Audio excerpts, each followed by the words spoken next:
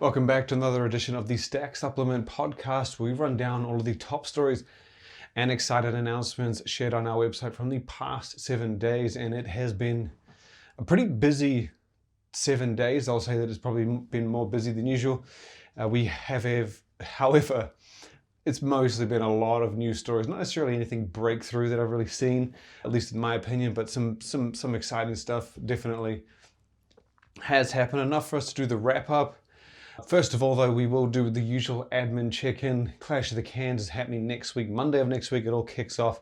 I think we talked about this previously, and we're going to have a replica of our trophy up for grabs. So anyone that votes will automatically be in the draw. They have to vote via Instagram. I believe that's how we're going to measure or track the participants. And we're also going to be giving away, I think, a lot of energy drink prizes. We're probably going to change the prizes so that it's not anyone participating. So like, let's just say we make it to the semifinals and we have 6 energy drinks in there. The one that we might give away or some random prizes that we're going to buy and throw out to fans won't be any of them, if that makes sense. But all the fun, all the enjoyment. Clash of the Cans once again brought to you by Dynamine, proud sponsor this year. And I'm excited to see how it unfolds. A lot of predictions have come in. Had a podcast yesterday where someone felt Ghost Energy would be a front runner. Bum Energy is the reigning champion. Rise has taken it before. Ghost Energy has taken it before. So has C4. It's a free for all, and I look forward to seeing who comes out on top. The other bit of admin we have is the Stack Pavilion at next year's Arnold Sports Festival is currently being booked. We actually managed to get everything sorted pretty early, so we wouldn't have to wait too long till the end of the year. But it is going to be pretty big if we can fill out what we've got. We're allowed a larger space next year, so we've got just on event terms, a 20 by 20. If you've ever seen it, it's not really tame, it's more 10 by 10s, 20s, 30s. Typical booths that you get in shows from moderate companies. We are opening up to a 20 by 20, which we've already got 4 or 5 people grabbing, which hasn't required a bigger space. And then to make it all balance out, it is a bigger space overall. So we look forward to running that all over again. And if you are you're interested at all in the Arnold, reach out to me. You don't necessarily need to be in the pavilion. We handle pretty much everything to do with the Arnold these days, sponsorships of any kind, activations of any kind, and just to add a professional level to it, because you could always hit us up on social media and email. I have my own email now, my own dedicated arnoldsports.com email, and I can send you that if you reach out, just to, again, add another level of professionalism to the whole thing. Moving into the roundup of the week, we are going to start off with news from Ghost. This is kind of pretty big news, and I didn't think much of it when I first heard it. I didn't think much of it when we shared it, but it has something that a lot of people have taken interest in, and we've had a lot of feedback and a lot of questions from fans, and that is the launch of Ghost Energy in the UK. Just to explain this a bit, because you can technically get Ghost Energy in the UK, but it's not necessarily official. This was very similar with the case of Prime. When it started out, it was showing up in markets and it wasn't necessarily completely compliant. And I don't mean ingredients. Sometimes it's labeling, sometimes it's language. It's a lot of things, not necessarily ingredients.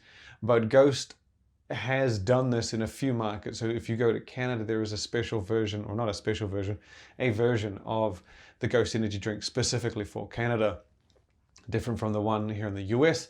Same goes for Australia and New Zealand. They have a different version, 500 ml can, not 16 ounces, which is 473.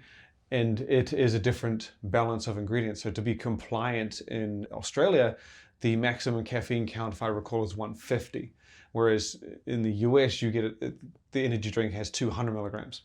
So either way, Ghost is officially launched in the UK. And again, you can get it there, but these would be imports. These might be a retailer that might have had a friend in the US or a partner in the US who bought it over. And that's not what I would call official, because Ghost hasn't made sure that all boxes are ticked, and this is exactly what's about to come. So I believe it is this month or next month, somewhere in between. Ghost is indeed launching the Ghost Energy drink in the UK. Now this will be for the UK market. Now they also have a limit. Their limit is not the 200 milligrams of caffeine. I believe it was 150. I could be wrong. It might be once. I'm pretty sure it's 150. That rings a bell somewhat. Actually, I think I have it written down. Yeah, 150. And Europe as well has its own sort of limits. This will obviously, the UK version of the Ghost Energy drink will have that compliant level of caffeine, so not 200. I don't know about the other ingredients. As you may know, if you're a fan of the drink, it does have a few nootropic components in there, like Neurofactor. I'm not sure if they're going to make the jump or they're going to be in there either. But time will tell. In fact, the next few weeks will tell as it's going to be finally available there. You'll be able to see this at all of those major retailers right now. If you tried to get Ghost Energy there, you would find it, but only in like a few spots, a few places that would have actually intentionally brought it over. And this version, again, very similar to the US, the Australia, where you get a 500 ml version. That's the standard of the can. I'm guessing that's what we're getting in the UK as well. It'll be a 500 ml. You don't do 16 ounces. Traditionally, that's a US specific measurement. So I imagine that the Ghost Energy drink, whatever there, will be the 500 as well, with that more moderate caffeine, and who knows about the rest of the formula. And there will be 4 flavors to launch, one of which I was told was an exclusive. Now, I don't know if that means like in Australia, there are flavors you can't get in the US. I believe it's blue raspberry is one. I'm not sure what the lineup's going to be, and I don't know if there's any authentic collaborations, as we have seen with the launch of Ghost in the UK and Europe before. The collaborations aren't necessarily translatable, not in the sense that they wouldn't work, it's that you sometimes need more licenses. Sometimes you do a collab specifically for Canada or North America, right? And then if you bring that to the UK, it might require more partnership. It might be a different company that handles the licensing. Who knows? Time will tell. We'll see that all unfold shortly, but it is coming. It is about a few weeks away, so keep an eye out. As I said, a pretty big piece of news, as people have been telling me. We're going to stay in the UK-European market with the next story. And this one I thought was actually pretty cool. And I think secretly this company has been making some pretty big moves. They will likely go unnoticed by the global realm, but Hell Energy in Europe it's a beast. So if you go to Europe, not Middle Eastern, the middle of Europe, Eastern Europe, you will very likely see this beverage at least once or every time you go to a convenience store. It's very popular. It is almost like, I don't know really how to compare it. Maybe the European Rockstar is a good example, because you don't really you see Rockstar internationally, but mostly North America. Australia has it quite a bit. Maybe it's not the best example, but it is a very popular drink, specifically in Europe. You get it a bit in the UK, but outside of that, you won't find it very much anywhere else. But it has a damn good stronghold on that market, and they have been pumping out innovations left and right. They've been doing a whole bunch of flavors, a whole bunch of additions, revamps, and now they've got what they call Hell Energy New Gen. Now, when I saw it, I thought this was an evolution, but they called it New Gen, which made me think this is not likely to replace the current Hell Energy drink, and it's not. What New Gen is, to be honest, I think the name might be a bit off, but basically Hell Energy New Gen is a lighter energy drink. So you get, how do I explain this? So in the 250 ml can, you get very much the same formula you get in the regular Hell Energy drink, in terms of B vitamins and whatnot, but then the caffeine comes all the way down to 65 milligrams, which is far lower than what you usually get. There is actually, hold on, 32 milligrams, that's right, 32 milligrams in the 250 can, and there is a 500 ml that has 65 milligrams of caffeine.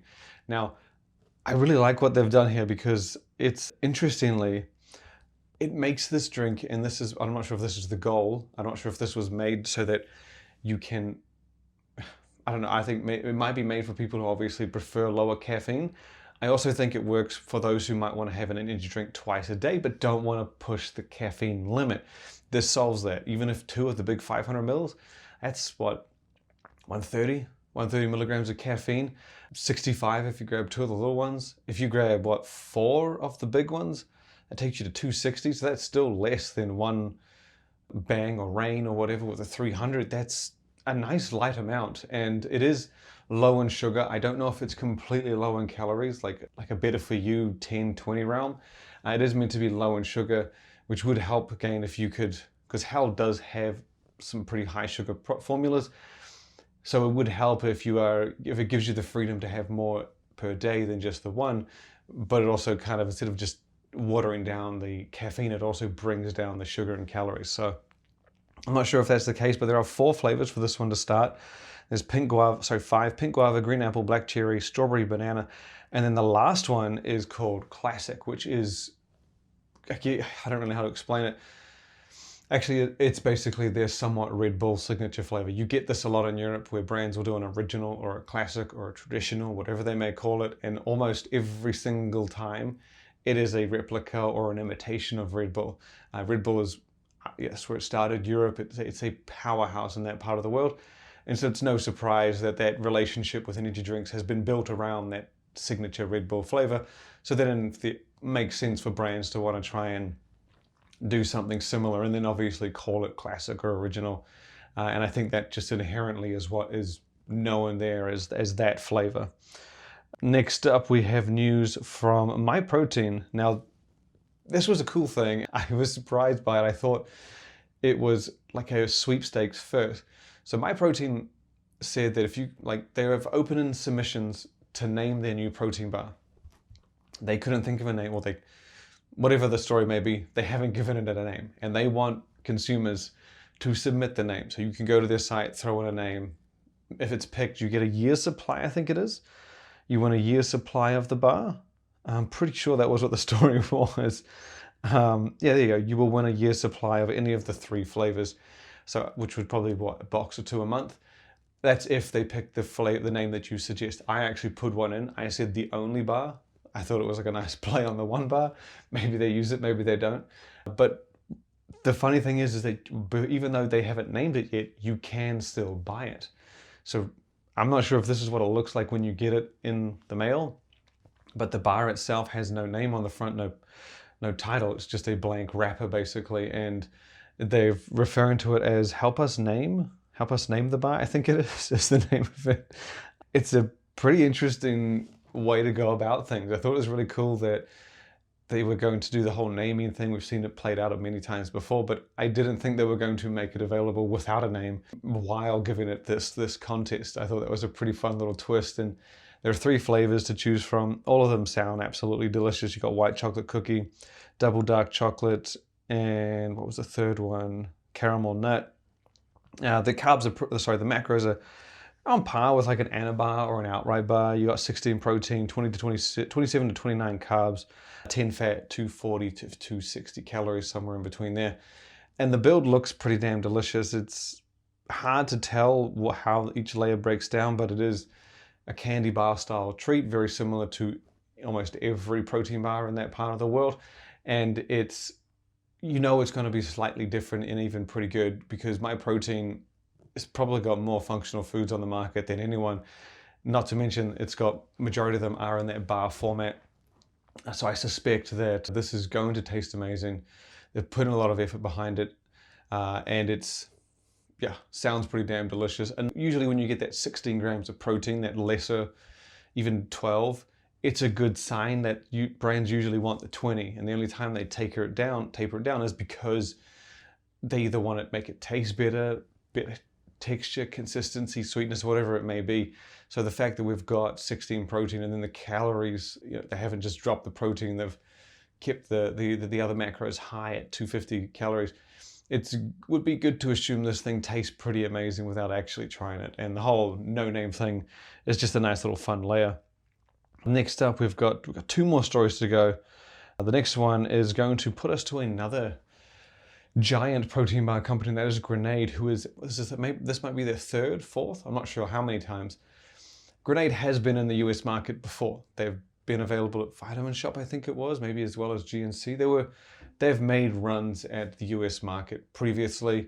They've been available on various platforms where you could bring them in. It's available in Canada. But ever since they did the Oreo protein bar, I was just baffled as to why it didn't come to North America. It does help that Grenade is owned by Mondelez, the brand, I guess the umbrella company who owns Oreo. And so it was a very seamless partnership when they did it. And it was only a matter of time before it eventually made it here to the US. And this past month, it has indeed made it. It has launched in Costco, extending the partnership from Canada as you can find that bar in Canada as well. And now in Costco, specifically in Texas, so Texas warehouses have a 14 bar box, and this thing is $24.99, which is ridiculous value for one of the best tasting bars in the world. It is only the Oreo flavor, so not the white Oreo, not even any of the other classics that it does. It's just the Oreo flavor, which is not a bad thing at all, to be honest. And yeah, it's exclusive to Costco's in Texas, but we did confirm that this isn't like a permanent thing and like it's an exclusive or not. This is a testing ground. They were saying that Costco's in Texas are basically trialing it out. And if it does well, it'll expand into other states, other Costco's in other states. And I imagine that if it finds success enough to be available in Costco nationwide, it's only a matter of time before it makes it into specialty retailers as well. Not necessarily good thing or a bad thing that it started in Costco. I actually think it might be a good thing. It just puts it on the map right away and increases the demand. And then people will inherently want to grab singles at Vitamin Shop, GNC, in the gym and whatnot. So it's a pretty big stepping stone for Grenade, who is one of the biggest bars, the best bars in the world, and just has a dynamite lineup. In fact, I was talking to the guy the other day who said that in the UK alone, they literally have hundreds of thousands of points of availability. So it just dominates in the UK, and that dominance also stretches into other markets, including Europe, Middle East, Asia, and Australasia as well. So it was only a matter of time before it made its way here to the US. Now, the last story we got is the one behind me, and this comes from EVL or EVL, however you want to pronounce it. They have been on a hot streak lately. They've dropped a bunch of creatine innovations, and I'm impressed at how fast they were able to do this, because the creatine category has been picking up. And a lot of brands have been rolling out flavored creatines, different sizes, better value, whatever it may be. And some brands have been doing more advanced creatines, alternative takes on creatines. And it's been pretty fast with how quickly these guys have been pumping them out. Now, EVL, they dropped, how many is it in total? I think it was, yeah, so they've dropped creatine plus electrolytes, creatine plus arginine, creatine plus collagen and BCAAs, and now Creatine Energy, which I think is the star of the editions that they've done. So they already had creatine for as long as I can remember. I'm pretty sure it was one of the first supplements they ever came out with, and it's been in their lineup for a while. So I suspect that when pushed to do innovation, there wasn't much room to do on the standalone side, since they already have that pretty masterfully done. They've dropped instead a whole bunch of hybrid supplements, which I think is a very interesting twist. So they haven't necessarily done the advanced approach where you combine it with other muscle builders. They've attached the ingredient to categories that people are probably already popularly buying. Like I said, creatine, collagen, creatine electrolytes, genius ideas, because if you are buying electrolytes and you're buying a collagen and now you can just get creatine attached for a few cents on the dollar, maybe, and then you get creatine energy, they've got quite an established selection right now where you could probably buy 2 or 3, and at least as long as you use at least one a day, you get your daily dose of creatine. Creatine Energy, I believe, was the most interesting one because it's a little more than just creatine and caffeine, which is what the name might make you think. So EVL has one of their popular products is BCAA Energy. It's like a hybrid of BCAAs and energy ingredients. Now, Creatine Energy is very much that. So they've combined the same ingredients that they have in there, but instead of adding BCAAs, they've got a full hit of creatine. So the formula is 0.5 gram of taurine, 0.5 gram of beta-alanine, B vitamins, vitamin C, and then an energy blend that consists of 110 milligrams of natural caffeine and green tea. And then you get your full 5 gram hit of creatine monohydrate. So I just like the simplicity of it. If you like BCAAs, or the BCAA energy, amino energy, those types of supplements where you get a bit of energy with your aminos, and those are incredibly popular. I don't see why Creatine Energy could not be a similarly popular solution. You're looking for a bit of energy, throw a scoop in your mouth, but then again, you get your creatine dose. So it's, even if you want to top up your pre-workout, because again, it's 110 milligrams of caffeine, maybe you have a pre-workout that's 300, a little bit extra juice in there with the full dose of creatine. The versatility of this is pretty impressive, plus all the other ones that EVL has done. I just like how simple, clean, and it's not something that I've seen at all Recently, I'm pretty sure creatine and caffeine would have been blended together, but I haven't seen it sort of make it spark or roll out during this rise, and it's a huge rise in popularity of creatine. But for this episode, that is it. Make sure you check out all the stories on the website, stack.com, stack3d.com.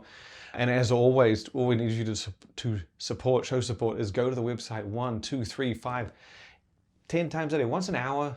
Set an alarm on your phone, check it out every single hour just to make sure something's up there. We've been rolling out 10 to 15 news stories and updates a day. It's been busy. We've been pumping it out. We've been keeping up. Make sure you share the website with your mom, dad, brother, sister, friends, family, son, daughter, I don't know. Pass it on to everyone. That's all we need. That's all we ask. And look forward to having you back next time.